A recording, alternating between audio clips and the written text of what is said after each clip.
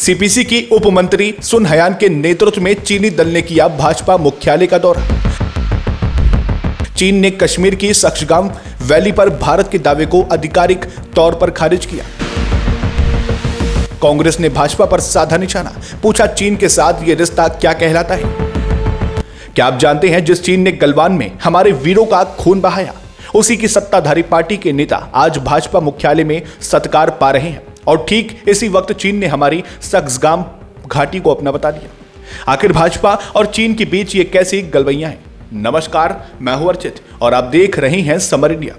दोस्तों, आज हमारे सामने दो ऐसी तस्वीर हैं जो देश की राजनीति और सुरक्षा पर गंभीर सवाल खड़े करती हैं। पहली तस्वीर भाजपा मुख्यालय की है, जहां चीनी कम्युनिस्ट पार्टी यानी सीपीसी के अंतर्राष्ट्रीय विभाग के उप मंत्री सुन हयान के नेतृत्व में एक डेलीगेशन पहुंचा। भाजपा के विदेश मामले के प्रभारी विजय चौथाईवाला ने खुद एक सोशल मीडिया पोस्ट के जरिए इसकी जानकारी दी। उन्होंने बताया कि इस मीटिंग का मुख्य एजेंडा दोनों दलों के बीच आपसी समझ को डेवलप करना था।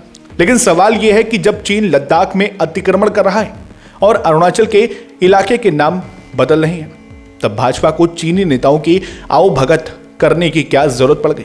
बात सिर्फ एक मुलाकात की नहीं बल्कि उस समय की है जब सीमा पर तनाव चरम पर है। विपक्षी दल सवाल उठा रहे हैं कि अगर यही काम कांग्रेस या किसी अन्य दल ने किया होता तो क्या गोदी मीडिया अब तक उन्हें देशद्रोही नहीं बता चुकी होती? कांग्रेस प्रवक्ता सुप्रिया श्रीनेत ने भी भाजपा पर निशाना साधते हुए पूछा कि गलवान की शहादत और लद्दाख में चीन के गांव बसाने के बीच ये गुप्त समझौता क्या कहलाता है? सरकारों के स्तर पर कूटनीतिक रिश्ते अलग बात है, लेकिन राजनीतिक पार्टी के स्तर पर यह नजदीकी कई संदेह पैदा करती है।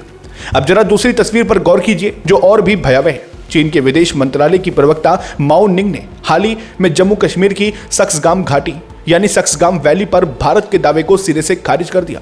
जब उनसे सीपेक और सीमा मुद्दों पर सवाल पूछा गया तो उन्होंने दो टूक कहा कि यह इलाका चीन का है और वहां इंफ्रास्ट्रक्चर बनाना पूरी तरह सही है।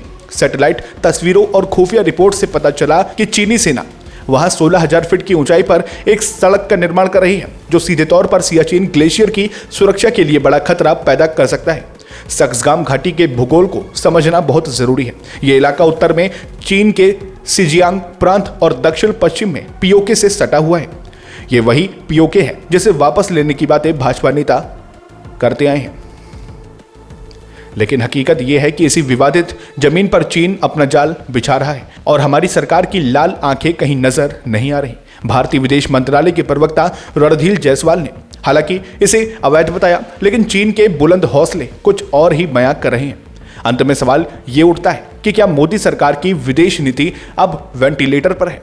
चीन एक तरफ रणनीतिक दबाव बना रहा है और दूसरी तरफ भाजपा दफ्तर में बैठकर आपसी समझ की बातें हो रही हैं। क्या भाजपा वालों को सिर्फ अपनी राजनीति से मतलब है या फिर देश की सीमाओं की सुरक्षा वाकई प्राथमिकता है?